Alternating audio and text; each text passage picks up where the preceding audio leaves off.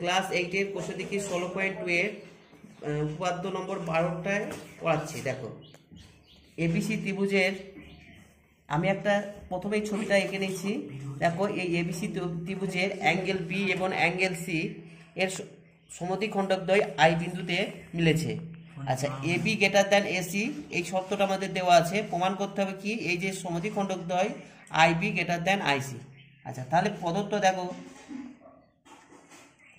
ধরি এবিসি ত্রিভুজের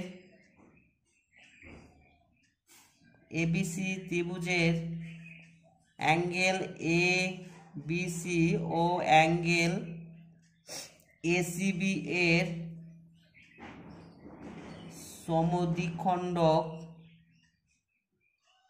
দ্বয় আই বিন্দুতে মিলিত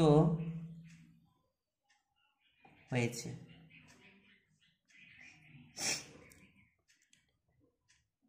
যার এবি গ্রেটার দেন এসি প্রামাণ্য প্রমাণ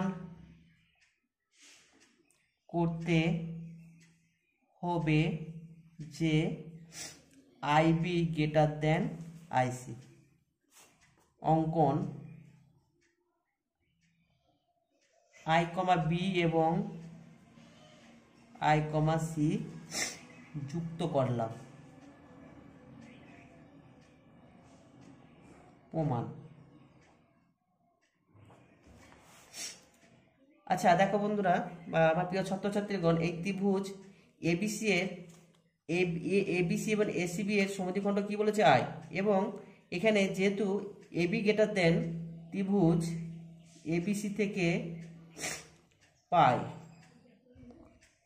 এবি গ্রেটার দেন এসি, অর্থাৎ আমরা লিখতে পারি এবি এর বিপরীত কোণ কোনটা? এবি এর বিপরীত কোণ হচ্ছে এসিবি। তাহলে অ্যাঙ্গেল এসিবি গ্রেটার দেন, আবার এখানে কি আছে? এসি। তাহলে এসি বিপরীত কোণ অ্যাঙ্গেল এবিসি। যেহেতু এটা আমার একটা উপপাদ্য 12 এটা পড়ে এসেছি, যে কোনো ত্রিভুজের বৃহত্তম বাহুর বিপরীত বাহু ক্ষুদ্রতমের বাহুর বিপরীত কোণের থেকে বড় হবে। সেই হিসাবে আমি এবি এর বিপরীত বাহু পেলাম কি, বিপরীত কোণ কি পেলাম? এসিবি, সেই জন্য এসিবি লিখলাম। এবং এসি বাহুর বিপরীত কোণ পেলাম এবিসি, সেই জন্য এখানে এবিসি লিখলাম। আবার যেহেতু আই, আবার উভয় পক্ষকে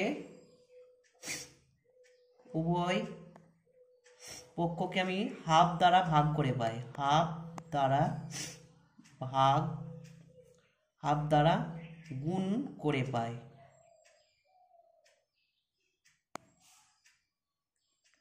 half angle ACB greater than half angle ABC. আচ্ছা দেখো প্রিয় ছাত্রছাত্রীগণ, অ্যাঙ্গেল এবিসি এর হাফ বলতে কি, আমি আইবিসি, তাহলে আমি এই হাফ অ্যাঙ্গেল এসিবি এর যেটা অর্ধেক বলতে আমি আইবিসিবি লিখতে পারি। তাহলে এখানে আইসিবি গ্রেটার দেন